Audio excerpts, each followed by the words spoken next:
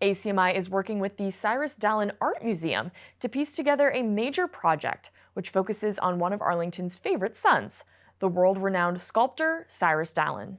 In recent weeks, we've been producing an oral histories program, area residents reading first-hand accounts of people who came in contact with this master artist and have a fascinating story to tell.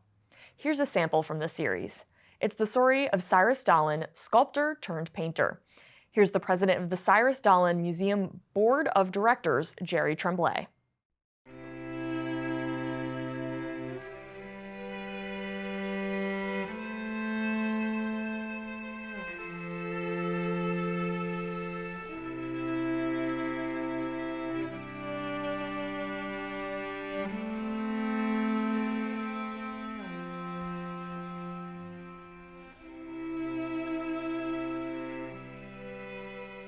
In Harvesting the Light, Linda Jones Gibbs quotes Phoebe Nat, who wrote from Paris in 1881.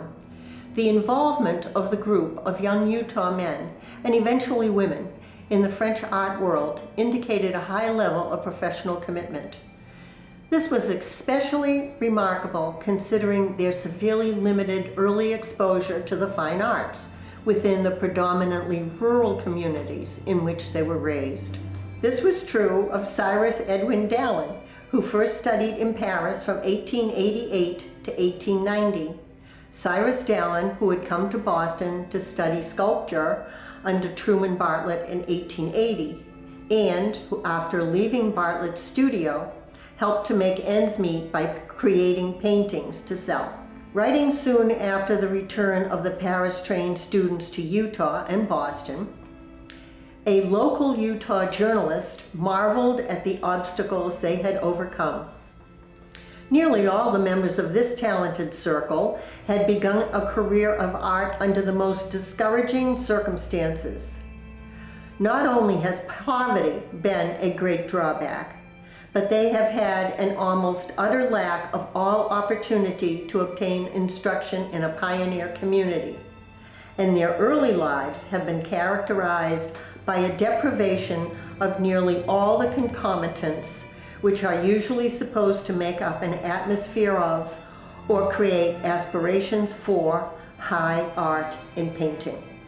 Despite this dearth of early artistic training, Cyrus Dallin became an internationally acclaimed sculptor, early in his career winning an honorable mention at the Paris Salon of 1889 for the equestrian bronze Signal of Peace, now in Lincoln Park, Chicago.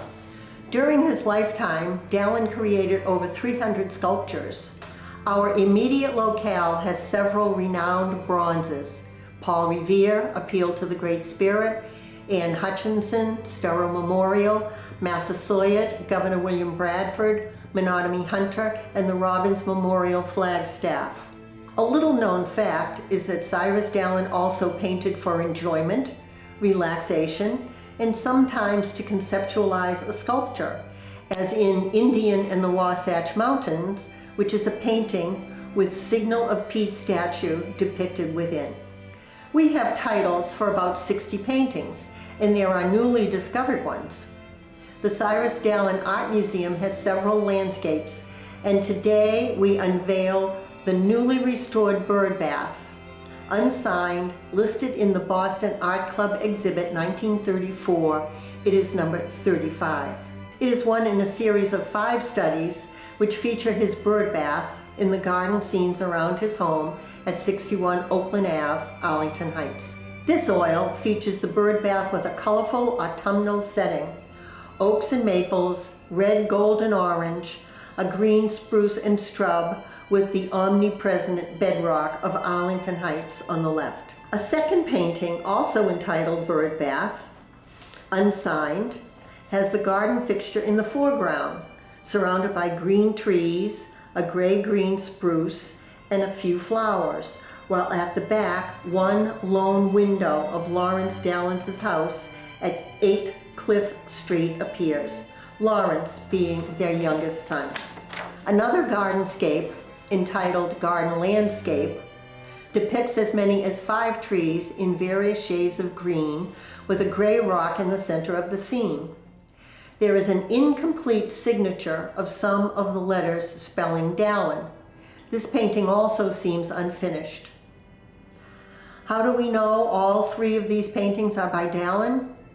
There is a letter from Louise Horatio Lester Wing, who writes, "These three landscapes are of Mr. Dallin's backyard at the corner of Oakland and Cliff Streets, Arlington Heights.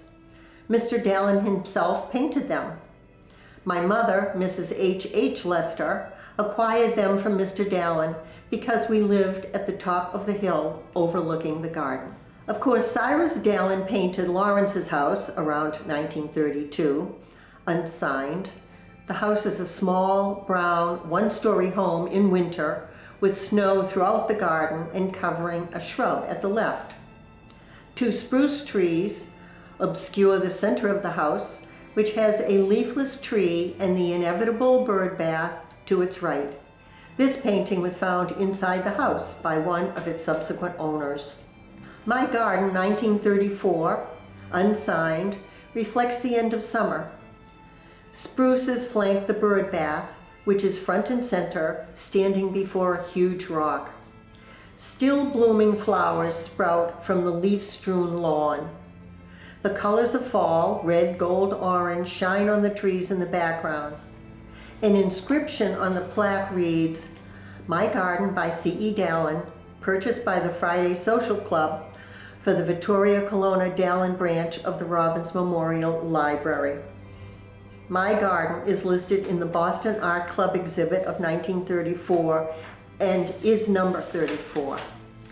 A quote from the article Art in Utah, written for the Deseret Evening News, December 23, 1899, says, "There has always been an incentive to art in Utah, not in the existence of schools or academies, or the presence of great masterpieces of art in our midst.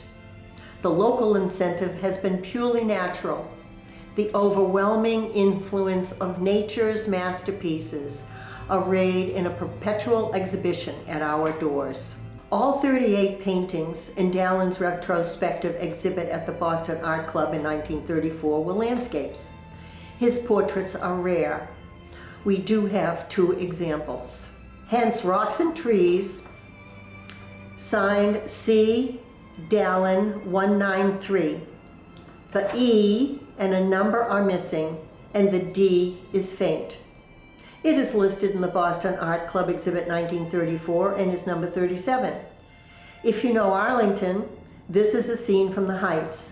A bright triple-trunk birch tree catches our attention on the left side of the scene.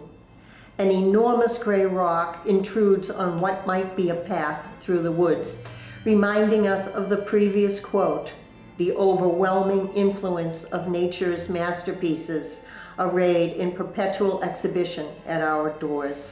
Other titles of art-themed paintings exhibited at Sculpture in Third Dimension Paintings by Cyrus E. Dallin, Boston Art Club, January 4 to January 20, 1934, are number 19, Winter, Arlington Heights, and number 31, The Road, Arlington Heights. Number 19, Winter, Arlington Heights, seems to be signed and is exhibited at the Museum of Fine Arts, Springville, Utah. Number 31, The Road, Arlington Heights, is lost. Or could it be the retitled scene of Lane off Marsh Street, Belmont, Massachusetts, which is also exhibited at the Museum of Fine Arts in Springville, Utah? In the Boston Art Club trifold, numbers 23, 24, 25, 27, 28, 29, and 30 are entitled Wood Interior, 7 paintings. This black and white photo of a 1932 oil entitled Wood Interior seems to portray another New England style woods and bedrock, which is what our Arlington Heights is made of. Although it is not the same scene as the museum's Rocks and Trees, the feeling is the same, and most likely is a cameo of what Arlington Heights looked like in the 1930s. This photo appears in both Ralph Francis's books about the life and works of Cyrus Dallin.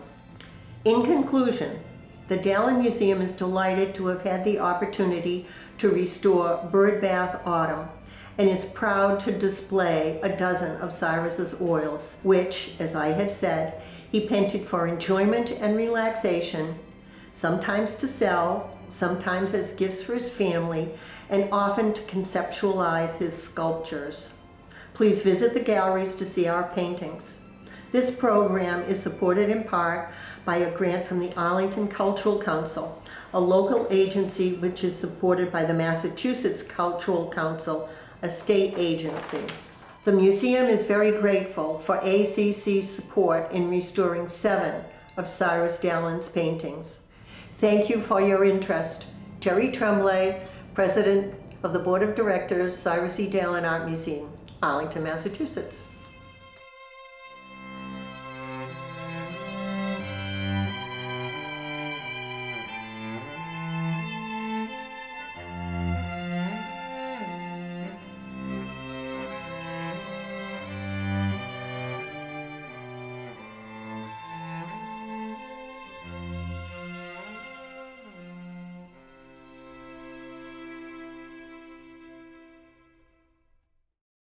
These paintings are on display right now at the Cyrus Dallin Art Museum, along with his other world-famous masterworks. To get more information on this upcoming series or all the events occurring at the museum this fall, just go to the museum's website, dallin.org. Again, that's dallin.org.